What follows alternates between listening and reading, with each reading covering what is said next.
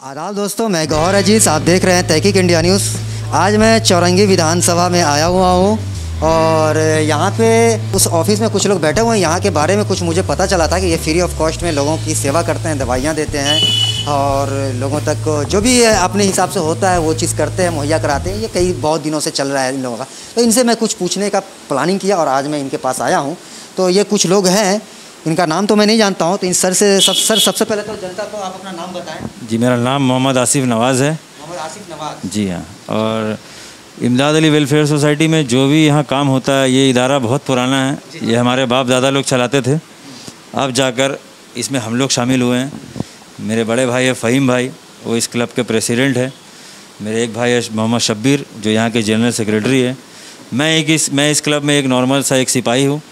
जब भी हम लोग को कोई काम होता है, जब भी समाज को हमारी ज़रूरत पड़ती है, हम लोग सब मिल के एक टीम की तरह समाज के लिए काम करते हैं।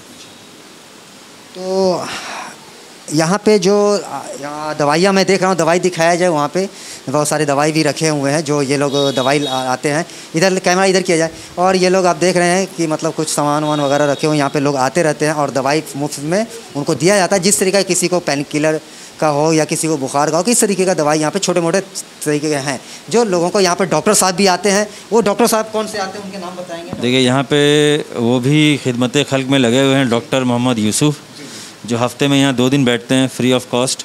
यहाँ पेशेंट को देखते हैं। इस कोरोना काल में भी उन्होंने आना बंद नहीं किया। वो आते हैं, बैठते हैं हफ्ते में 2 दिन, और जो भी पेशेंट को दवाई लिख कर देते हैं, वो यहाँ से दवाई उनको मुफ्त में मिलता है। और पास में ही हमारा एक लैब है, जहाँ पे अगर यहाँ से कोई ब्लड टेस्ट लिख के दिया जाता है, वो वहाँ पे 50% डिस्काउंट में यहाँ उनका ब्लड टेस्ट भी हो जाता है। तो यहाँ पे ये इतने खिदमत खल्क में कर रहे हैं, खिदमत का लोगों का यहाँ के खिदमत कर रहे हैं। और लगभग मैं भी यहाँ पर जब आया था, यहाँ पर 2-3 आदमी मुझे देखने को भी मिला। और दूसरी बात, मैं आपसे एक सवाल करना चाहूँगा। इस क्षेत्र में अभी तक चुनाव नहीं हुआ है और यहाँ का चुनाव कल होना है। तो मैं आपसे पूछना चाहता हूँ कि क्या आप यहाँ पे मतलब बदलाव चाहते हैं, या फिर जनता मतलब टीएमसी की सरकार चाह रहे हैं, या फिर कांग्रेस और उनके साथ जो सहयोगी हैं उनकी सरकार चाह रहे हैं? आपने कहा बदलाव चाहते हैं, बदलाव किस किस्म का? हम यहाँ पे मान लीजिए, अगर हम टीएमसी से बदलाव चाहते हैं तो यहाँ पे संयुक्ता मोर्चा सरकार बनाने की स्थिति में दिखाई नहीं दे रही। तो अगर हम बदलाव चाहेंगे तो जाहिर सा बात है हम बीजेपी को चाहेंगे। तो हम बीजेपी को चाहेंगे तो हम क्या यूपी मॉडल और गुजरात मॉडल लाएं, जहाँ का हाईकोर्ट उनको लताड़ रहा है कि अब राम भरोसे ही है सरकार, ना वहाँ पे ऑक्सीजन है, लोग रास्ते में मर रहे हैं। योगी जी का आदेश आया कि अगर आप ऑक्सीजन का लेकर किसी भी तरह का कोई पोस्ट करेंगे तो आप पर NSA लग जाएगा, आपका प्रॉपर्टी जब्त हो जाएगा। तो ये सरकार थोड़ी चल रहा है, तो डिक्टेटरशिप चल रहा है। हम किसको चाहेंगे? नरेंद्र मोदी को चाहेंगे कि यहाँ पे रात में अगर लड़की का रेप हो तो वहाँ पे मीडिया वालों को जाना मना हो जाए? हाथरस जैसा कांड यहाँ चाहते हैं? हम बदलाव किस किस्म का चाहते हैं? यहाँ पे लड़की सुरक्षित है? जी हाँ, आप जाइए, रात में शर्मा ढाबा है, बलवंत सिंह ढाबा है, आप जाइए देखिए, रात में लड़कियाँ 2 बजे 3 बजे आराम से जाती है। हमारी बहनें भी 2 बजे रात में अगर कोई ऐसा काम हो जाता है, उबर करती है, घर आती है अकेले। हम निश्चिंत रहते हैं कि हमारी बहन वहाँ से निकली यहाँ पहुँच जाएगी आराम से, बेफिक्र रहते हैं। ये यूपी नहीं है। यहाँ हाथरस में रेप होता है तो उसको वहाँ पे मीडिया वाला को जाने से रोक दिया जाता है और रातों रात पेट्रोल डाल के आग लगाया जाता है। ऐसे अंतिम संस्कार होता है किसी का। इसी कारण से आप यहाँ पर दीदी की सरकार चाहते हैं? दीदी की सरकार ऑलरेडी बन चुकी है। कल का जो है वो महज एक मरहला बाकी है। जो इलेक्शन कमीशन जिस चीज़ को चाहा 8 मरहला में इलेक्शन कराने का उनका जो मकसद था वो सब जानते हैं। कोई बेवकूफ़ नहीं, हम पढ़े लिखे हैं, हम जाहिल नहीं है कि कोई हमको जाहिल बना देगा। 8 मरहला में इलेक्शन, इस 600 1000 कंपनी सेंट्रल फोर्स लेकर आप 2 मरहला में इलेक्शन नहीं करा सकते थे? तो आपका सेंट्रल फोर्स किस काम का है? आप शीतलकुची में सेंट्रल फोर्स ने क्या किया? सब ने देखा। महज कल का इलेक्शन जो है वो एक महज सिर्फ एक प्रक्रिया है। सरकार बन चुका, खेला हो चुका। इसीलिए मोदी जी और अमित शाह यहाँ से पैर पटक के निकल चुके ऑलरेडी। कोरोना को लेकर मैं आपसे कुछ सवाल करना चाहूँगा कि देश में लगातार कोरोना जो है फैलता चला जा रहा है, और ख़ासकर उसमें देखा गया है दिल्ली और उससे भी ज़्यादा भयंकर जो हो रहा है वो उत्तर प्रदेश के अंदर में हो रहा है कि लाश जलाने के लिए जगह भी नहीं बची हुई है, और लाश को मतलब जलाने के लिए लकड़ियाँ भी नहीं है, और न ही गैस का सही तरीके से मतलब वहाँ पे गैस मिल रहा है, मुहैया हो रहा है। तो लोग, छोटे छोटे लोग जैसे आप जैसे लोग, हम लोग जैसे लोग, लड़के लोग आगे आए हैं और गैस को का इंतज़ाम कर रहे हैं, फिर भी उन लोगों को योगी जो सरकार है वहाँ पर अरेस्ट कर रही है कि गैस ब्लैक में बेच रहा है। क्या ये आपको लगता है कि ये सही है? देखिए, सबसे पहली बात तो ये भीखमंगी सरकार है। जब पिछले बार कोरोना ने पैर पसारा, जब पहला फेस आया तो नरेंद्र मोदी जी आए, ऐसे हाथ जोड़कर पीएम केयर फंड में इतना सारा पैसा मांगा। वो पैसा कहाँ गया? पूरा दुनिया जानता है कि कोई भी महामारी आता है तो उसका सेकेंड वेव बहुत ही डेंजरस होता है। हमारे देश के देश की जो सरकार है, उनको फॉरेन से हो, WHO से हो, उनको बता दिया गया था कि मार्च में या अप्रैल में आपका सेकेंड वेव आएगा। तो जब ये जानते हुए कि हमारे देश की पॉपुलेशन 138 करोड़ है, तो मोदी जी ने यहाँ का वैक्सीन हो या ऑक्सीजन हो, वो दूसरे देश को एक्सपोर्ट क्यों किया? क्यों यहाँ का देश का खुद का जनता को मरने का हालत में छोड़ दिया? आप तमाम जगह का देखिए क्या हाल चाल है।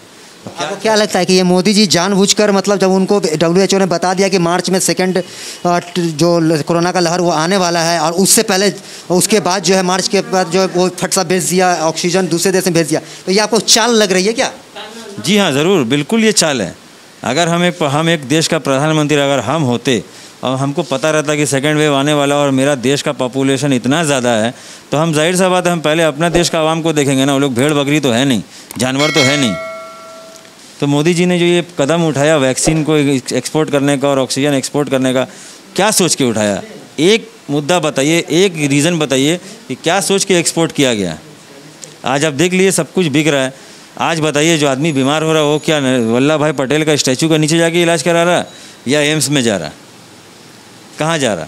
आप इतना बड़ा देश में महामारी चल रहा है और आप IPL करवा रहे हैं। शर्म आना चाहिए। धिक्कार है ऐसा सरकार को, लानत है ऐसा सरकार को कि देश में जहाँ लोग ऑक्सीजन का किल्लत से मर रहे हैं, उस देश में IPL हो रहा है। आपने देखा यहाँ इनका बयान सुना, ये किस प्रकार इन्होंने बताया कि मोदी जी ही जिम्मेदार, मोदी जी को ही जिम्मेदार ठहरा रहे हैं इस कोरोना को लेकर, कि कोरोना जो है मोदी जी की वजह से ही इतना फैला है। अगर वो गैस यहाँ से दूसरे जगह दूसरे देश में नहीं भेजते तो ऐसा नहीं होता देश के अंदर में। और आज देश की बहुत बुरी स्थिति है। यहाँ तक कि ऐसी स्थिति है, मैं आपको बताना चाहता हूँ, यूपी के अंदर में लाश जलाने के लिए लकड़ियाँ नहीं बची है और लाश जलाने के लिए जगह नहीं बचे हुए हैं। लाश जलाने के लिए लाइन की कतारों में खड़े रहना पड़ता है 10-10 घंटे तक। ये हालात है यूपी का, उत्तर प्रदेश का, BJP शासित राज्य का। भाई और है, उनसे मैं बात करता हूँ। सर, आप भाई ने तो सब कुछ बता ही दिया है, तो मैं आपसे ये पूछता हूँ, कोरोना को लेकर आप कुछ बताएंगे? देश की जनता को कुछ सलाह देना चाहेंगे? हम देश की जनता को यही सलाह देना चाहेंगे, जिसे अभी जैसा महामारी चल रहा है कोरोना का लेके, ये अपना जो है सबसे पहले अपना सेफ्टी कीजिए, मास्क लगाइए, ठीक है। इस तरीके से बताया गया आपको हैंड वॉश करने के लिए और सोशल डिस्टेंस बना के रखने के लिए। सर, आप तो लगाए हुए नहीं हैं मास्क? अभी जस्ट अभी उतारे हैं, क्योंकि इससे बहुत थोड़ा प्रॉब्लम हो रहा है। अच्छा, प्रॉब्लम हो रहा है सांस लेने में? क्या लेने में प्रॉब्लम हो रहा है? ऐसे प्रॉब्लम नहीं होता है। नहीं, ऐसे कैसे प्रॉब्लम होगा? ऐसे तो निकल रहा है सांस, और फ्रेशर साहब से जो है ऑक्सीजन अंदर जा रहा है। मास्क नहीं लगा पा रहे हैं? मतलब समझ लिए अगर आधा घंटा लगा है तो 5 मिनट के लिए थोड़ा निकाल लेते हैं। ठीक है, तो आप मुझे ये बताएं कि जनता को क्या संदेश देना चाहेंगे इस कोरोना को लेकर, कि कोरोना में कैसे मतलब रहा? जनता को क्या बताएंगे हम? जनता तो सब देख ही रही है अपने आँख से क्या हो रहा है, और इसमें बताने का कोई बात ही नहीं है। क्योंकि देश की हालात जो है बद से बदतर, एक बद होता है एक बदतर होता है, तो बद तो नहीं लेकिन बदतर होता चला जा रहा है, लगातार बदतर होता चला जा रहा है देश में। आज हालात जो है लगातार कोरोना बढ़ता जा रहा है, कोरोना का प्रकोप जो है। अभी मैंने जैसे आपको बताया कि यूपी के अंदर बहुत ही बुरी स्थिति है। तो आपको लगता है कि चुनाव को लेकर जिस प्रकार का यहाँ चुनाव प्रचार प्रसार हुआ, लाखों की संख्या में भीड़ जुटी है, तो यहाँ भी उसी प्रकार का मतलब वायरस फैलेगा, कोरोना का वायरस फैलेगा, लोग बीमार होंगे, उस तरीके से लोग मरेंगे? क्या आपको लगता है ऐसा कि बंगाल के अंदर में ऐसा होने वाला है? ऐसा सोचा था उन लोगों ने, योगी ने, अमित शाह जी ने, मोदी जी ने, JP नड्डा जी ने, और हमारे बंगाल के प्रदेश दिलीप घोष ने। ऐसा सोचा था कि यहाँ भी ऐसा हालात होए, मगर यहाँ पर ही यहाँ की जनता जो है बहुत पढ़ी लिखी है, समझदार है। कुछ भी अगर होता है तो उसको पहले भांप लेती है। तो इस तरीके से यहाँ जैसा यूपी, बिहार और आपका महाराष्ट्र में जैसे जहाँ जहाँ पे भी समझ लिए बीजेपी के जो सरकार है, वहाँ पर जिस तरीके से अभी जो स्थिति चल रहा है, जैसा हालात चल रहा है, मेरे ख्याल से बंगाल में नहीं हो पाएगा। और बंगाल में जो है जिस तरीके से लोग जो अभी यहाँ पर ही रोड शो और पब्लिक मिছিল किए हैं, जिस तरीके से उन लोगों का प्लानिंग था कि यहाँ पर ही हम लोग फैला देंगे, फैला के तो चले गए हैं, मगर यहाँ पर ही रिकवर हो जाएगा, ऐसा टेंशन का कोई बात नहीं है, सब ठीक हो जाएगा। सब ठीक हो जाएगा। अच्छा, चुनाव को लेकर मैं कहना चाहूँगा, चुनाव कल अंतिम चरण है, कल यहाँ पे बंगाल के अंदर में आखिरी चुनाव होने वाला है, तो आपको क्या लगता है कि कौन सी पार्टी आ रही है, सरकार कौन सी पार्टी बना रही है? हर बच्चे के जवान में है, हर बूढ़े के जवान में है, माँ बहनों के जवान में है कि दीदी की सरकार फिर से बन रही है। दीदी की सरकार बन जी हाँ, दीदी की सरकार बन रही है, क्योंकि मोदी जी का सिर्फ जुमलाबाजी था, सबका साथ सबका विकास। एक्चुअली में सबका साथ सबका विकास जो है दीदी की है, सबको साथ लेके चली है, विकास भी सभी का हुआ है, सबको लेकर चली है। जैसे अभी आप देख रहे, जो भी स्कीम निकला है दीदी ने निकाला, खाद्यश्री, कन्याश्री, उपनुश्री, कम्मश्री, स्वास्थ्य साथी कार्ड, ये कि एक कम्युनिटी को नहीं या एक धर्म जाति को नहीं, सभी को दिया गया, सभी को मिला। ऐसा भी नहीं कि गरीब को दिया गया, जो मिडिल क्लास वालों को भी मिला, गरीब को भी मिला, बहुत से बड़े लोगों ने भी इसका लाभ लिया। तो इन्होंने, आपने सुना है कि इन्होंने बताया आपको कि किस प्रकार यहाँ दीदी काम की है। कोरोना को लेकर जो है यहाँ पे बहुत सारे इस तरीके का बात भी किया गया है, और लगातार इन्होंने बताया कि किस तरीके से यहाँ पे बंगाल के अंदर में दीदी ने काम किया। कोरोना को लेकर भी इन्होंने बताया कि कोरोना के काल में जो है यहाँ पे दीदी बहुत अच्छा काम की हैं, लोगों में राशन बांटी हैं, इस तरीके का काम दीदी की, जिसके कारण यहाँ पे दीदी की सरकार बन रही है। एक और हैं यहाँ के जो मैंने बताया था, इमदाद अली वेलफेयर सोसाइटी के, उनके ये जनरल सेक्रेटरी हैं। आइए इनसे कुछ बात करते हैं। सर, पहले सर आप जनता को अपना नाम बताएं। जी, मेरा नाम मोहम्मद शब्बीर है, ये इमदाद वेलफेयर सोसाइटी का जनरल सेक्रेटरी हूँ। सर, मैं आपसे एक सवाल पूछना चाहता हूँ कि आप अपने इमदाद अली वेलफेयर सोसाइटी के बारे में कुछ जनता को बताएंगे? ये हम लोग का एक सोशल अदारा है, जिसमें हम लोग काफ़ी इसमें मेंबर भी हैं, हम लोग के 40-45 मेंबर हैं। हाँ, और ये अदारा हम लोग सब मिल के चलाते हैं। ये नहीं कि ये अदारा हम अकेले चला रहे हैं या प्रेसिडेंट अकेला चला रहे हैं, सेक्रेटरी अकेला चला रहे हैं, नहीं, ये अदारा हमारा पूरा टीम मिल के चलाता है। और ये अदारा चलाने का मकसद ये है कि आवाम के लिए काम करना, किसी एक के लिए नहीं। अब हम लोग यहाँ मोहल्ला के नहीं, मोहल्ला के बाहर के लोगों के लिए काम कर रहे हैं। जैसे कि अभी हम लोग एक ऑक्सीजन का पर काम कर रहे हैं, जस्ट नाउ अभी ऑक्सीजन का पूरा ऑल ओवर इंडिया को दरकार है, तो हम लोग के यहाँ पर अभी हम लोग ऑल इंडिया प्रोवाइड नहीं कर पा रहे हैं। हम लोग का लोकल में, बंगाल में, केरला में, कहीं भी जो दरकार पड़ रहा है, जिसको भी दरकार पड़ रहा है, हम लोग सबको ऑक्सीजन प्रोवाइड कर रहे हैं, ऑक्सीजन प्रोवाइड कर रहे हैं। और यहाँ पे अभी इन्होंने बताया था मुझे, आपके कैसे यहाँ पे भाई साहब, उन्होंने बताया था कि यहाँ पे जो बीमार पड़ते हैं तो वो आते हैं, उनको फ्री ऑफ कॉस्ट में सेवा भी की जाती है, दवाई भी दी जाती है।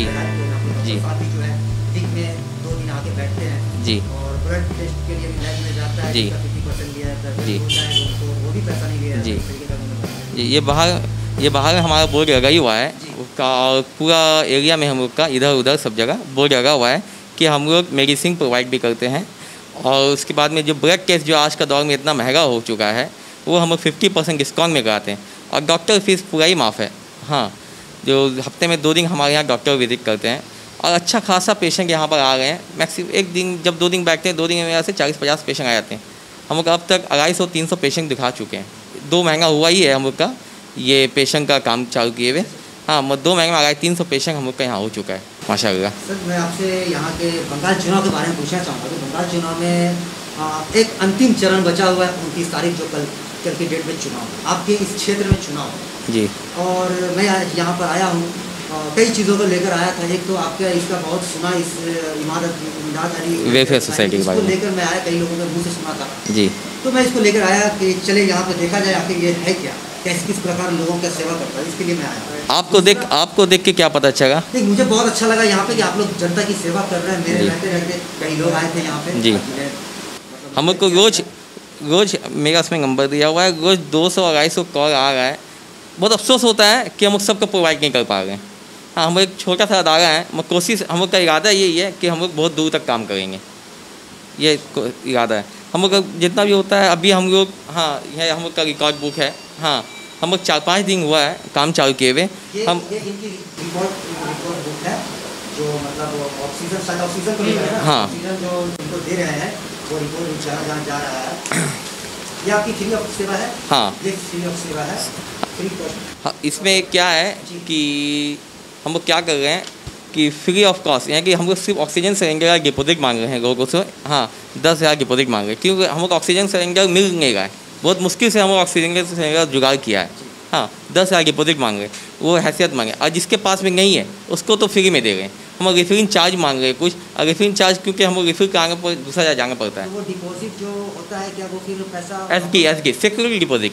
हाँ, ये जैसा हम लोग का सिलेंडर वापस होता है, साथ साथ पैसा वापस हो जाता है। हाँ, रिफिल चार्ज हम लोग कोशिश, इनके कहने का मतलब है कि ये जो सिलेंडर जो जनता को देते हैं, जो जिनको सिलेंडर की ज़रूरत होती है, ऑक्सीजन की ज़रूरत होती है, तो वो 10,000 डिपॉजिट जमा करते हैं वो सिलेंडर के लिए कि वो जब ऑक्सीजन मगर और सिलेंडर वापस कर दे तो वो 10,000। मगर ये अगर कोई ऐसा जनता भी आ जाता है जिसके पास में 10,000 क्या 10 रुपया नहीं रहता है, तो उसके लिए पूरा ही फ्री है। उनके लिए आप पूरा फ्री? हाँ, पूरा फ्री है। बस हम लोग उसके वेरिफिकेशन कर लेते हैं कि हमारा सिलेंडर जाए तो आ जाए, क्योंकि अगर सिलेंडर नहीं आएगा तो हम दूसरा पेशेंट को नहीं दे पाते हैं, ये हम लोग का बहुत परेशानी हो जाता है।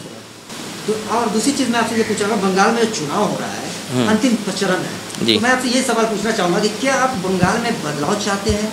बदलाव में बीजेपी की सरकार चाहते हैं, या फिर जो अभी कांग्रेस और भाईजान की पार्टी और CPIM की जो पार्टी कॉम्बिनेशन होता है जो लड़ रही है चुनाव, जी, उनकी सरकार चाहते हैं, या फिर दीदी की ही सरकार चाहते हैं? देखिए, बदलाव में बीजेपी का तो यहाँ नाम ही मत लीजिए कि आप देख रहे हैं अभी गाँव ऑक्सीजन का ऊपर में वो बीजेपी गवर्नमेंट कुछ काम नहीं कर रहा है। आप केजरीवाल का एक ये देख लीजिए, इंटरव्यू देख लीजिए, उन्होंने मोदी जी से कहा अपनी परेशानी के बारे में, तो मोदी जी ने उससे कहा है कि ये बात अभी हम तुम नहीं कह सकते हो। आप देख लीजिएगा, इंटरव्यू है उसका, फेसबुक में छूटा हुआ है। तो यहाँ जब मोदी जी हम PM होके हाथ उठा रही है, बोल रहे सोसाइटी वाला खुद से अपना हेल्प करे, ठीक है, अपना सोसाइटी हेल्प करे। वो PM होके हम लोग पूरा ऑल ओवर इंडिया को छोड़ दिया, अनाज छोड़ दिया। एक वो PM है तो हम लोग उसके अंदर में सब आते हैं, CM PM जो भी उसके अंदर में आता है, तो उसको चाहिए था कि हमारा इंडिया इतना बड़ा देश है, हाँ, वो भी हम लोग कोई अमीर देश नहीं है, एक गरीब देश में हमारा काउंटिंग होता है। हाँ, यहाँ आदमी का खाने का पैसा नहीं रहता है। हाँ, वो यहाँ ऑक्सीजन कहाँ से आएगा? हॉस्पिटल में ऑक्सीजन अवेलेबल नहीं है आपका, वो गवर्नमेंट हॉस्पिटल, प्राइवेट हॉस्पिटल में ऑक्सीजन अवेलेबल नहीं है। दिल्ली में तो इतनी मारामारी कुछ हो गई है। यूपी में एक सिलेंडर बिक रहा है 35,000 ब्लैक में, आदमी मगर मजबूरी में वो खरीद रहा है।